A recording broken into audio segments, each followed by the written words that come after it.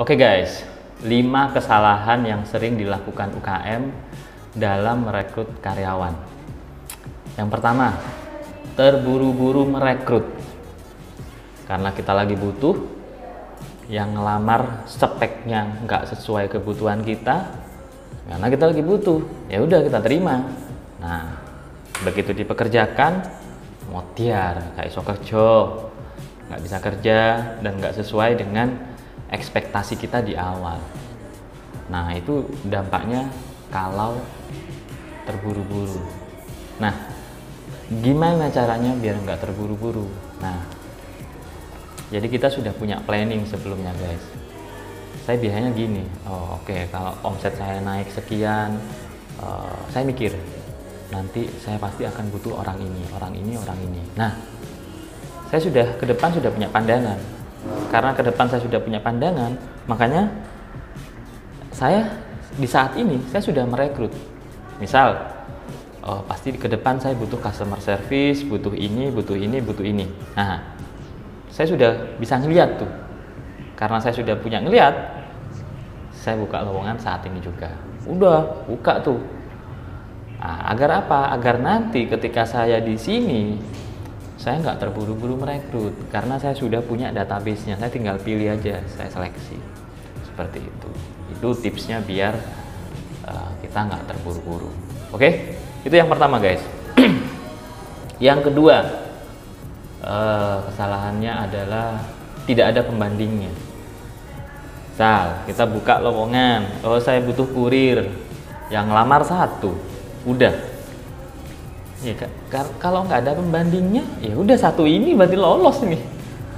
Nah, minimal ada pembandingnya 1 guys.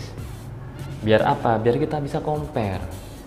Oh, ini ada si A ngelamar sebagai kurir, si B ngelamar sebagai kurir.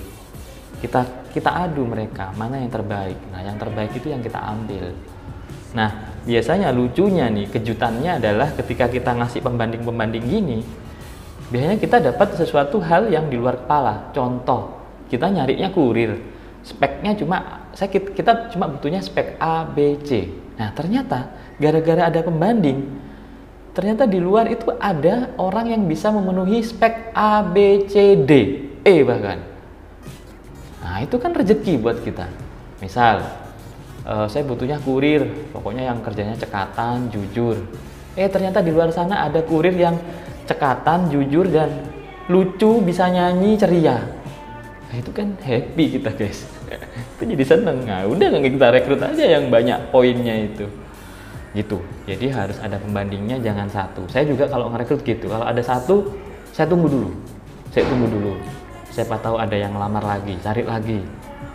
Saya harus punya pembanding, minimal 1. Kalau pilihannya lebih dari 1, itu malah bagus guys. Ada 5 kayak gitu, kita lihat. Ada 10, tambah happy lagi tuh. Nah, gimana caranya pembandingnya biar ada? Ya kita harus buka memang aktif. Ya kalau perlu kita bayar orang lah, rekrutmen gitu, rekrutmen spesialis gitu.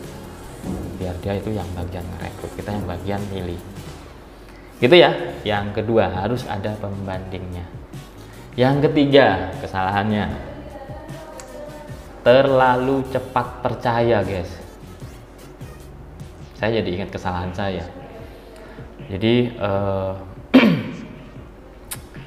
biasanya kalau karyawan ngelamar itu di awal-awal datang interview, CV-nya itu ditulis yang bagus-bagus guys. Nah, jangan langsung percaya. Dari screening, oke, saya nggak percaya ya. Oke, bagus. Gimana caranya? Panggil interview. Pastikan lagi. Biasanya ketika di interview kita bisa ngelihat lebih dalam.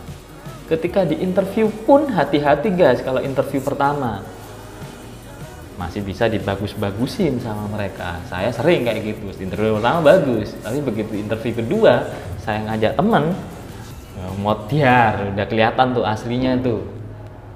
Gitu guys. Jadi jangan sampai kita salah pilih orang. Salah pilih orang artinya kita rugi guys. Mau rugi? Nah, saya sering salah pilih lah. Ya itu ongkos lah. Jadi jangan terlalu cepat percaya di screening CV-nya.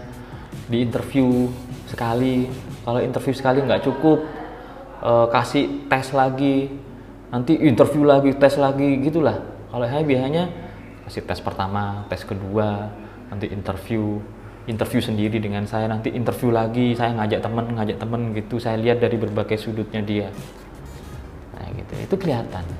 Nah, interview sekali bagus, saya pernah interview ke dia jelek. Nah, gitu. Jadi memang ya ngerekrut karyawan ini bagi yang pemula memang tantangan lah guys. Tapi tenang aja, ini proses yang harus kita lalui. Santai aja. Itu yang ketiga, jangan terlalu cepat percaya. Cek. Oke? Nah, cek juga nih tambahan, tambahan juga, misalnya kenapa dia kok resign dari tempat sebelumnya, cari tahu. Itu penting banget. Oke? Saya banyak missnya juga gara-gara poin itu guys. Itu ya. Yang keempat adalah, kesalahannya adalah selalu cari kepribadian yang mirip. Nah, maksudnya gimana mas? Misal nih, saya pengusahanya, saya hobi akuarium, lalu ada yang ngelamar nih customer service, dia hobinya akuarium juga. Kira-kira saya dan dia nyambung nggak ngobrolnya? Pasti nyambung. Saya nyaman, dia nyaman, seru. Akhirnya berteman di luar, jadi lama ngobrolnya, nyambung lama, sejam 2 jam ngomongin akuarium. Saking akrabnya nggak ngomongin kerjaan, ngomongin akuarium. Endingnya lupa atas goalnya, bahwa goalnya adalah nyari kandidat yang bagus. Lupa, akhirnya ngobrol akuarium. Endingnya apa? Ya udah deh, karena nyambung, aku enak nih kepribadiannya dia. Ya udah tak terima. Padahal belum tentu kepribadian nyambung itu bisa kerja. Ingat, kita nyari orang yang bisa kerja, bukan orang yang nyambung ngobrolnya dengan kita. Perhatikan itu guys, ingat itu. Kita nyari orang yang bisa kerja, bukan yang nyambung. Kita nggak nyambung nih ngobrol, nggak nyambung.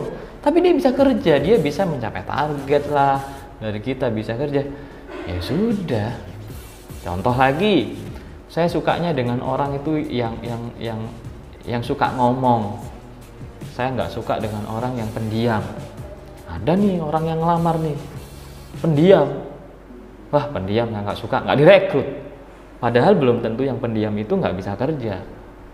Kayak gitu. Goalnya bukan yang sama dengan saya sebagai pemilik bisnis, enggak. Cari orang yang bisa kerja, ngerjain masalah kita, menyelesaikan masalah kita. Itu ya guys. Itu yang keempat. Yang terakhir. Ini lembut banget, ini soft banget tapi bahaya. Kesalahan yang kelima adalah karena ingin menolong keluarga, menolong tetangga, menolong teman. Saya pernah juga jatuh di sini nih. Contoh, ada temen nih, wah cerita, wah kondisi keluarga aku lagi susah gini, kamu ada kerjaan nggak? Tuh, nah keluar tuh rasa ingin menolong kita, rasa iba, rasa kasihan. Kita tanya, kamu skillnya apa aja? Ya jawab, ya apa aja dari, yang penting aku bisa kerja. Modiar, gitu dipekerjakan. Nanti nggak bisa kerja itu guys. Itu cuma dasarnya cuma kasihan, ingin bantu ini teman. Nasihat dari saya, bedakan antara profesional dengan sedekah. Sedekah itu ada tempatnya guys, kerja ya ada tempatnya. Kayak gitu. Pernah nih dulu, ini beneran. Ada satpam datang ke sini sama anak cewek. Satpamnya sebagai pengantarnya. Dia datang ketok pintu. Lagi, Mas Erik, ini ada ponakan saya butuh kerjaan. Kasihan Mas Erik, ini orang tuanya lagi susah, butuh dibantu. Tolong diterima ya Mas Erik. Anaknya masih lugu, polos, cewek gitu ya. Saya ngeliat dari cara jalannya aja si cewek itu, si anak ini, sama cara dia memandang aja kok kayak nggak niat kerja ya. Nah udah mulai itu, tapi ya mungkin itu hanya pikiran kotor pikir saya. Ternyata bener guys, ketika saya WA si anaknya nggak niat kerja. Oh iya pak, ini bentar pak ya, ini bukan HP saya. Ini HP ibu saya tunggu ya pak ya. Saya tunggu nggak ada balasan nih sampai sekarang. Orang niat loh.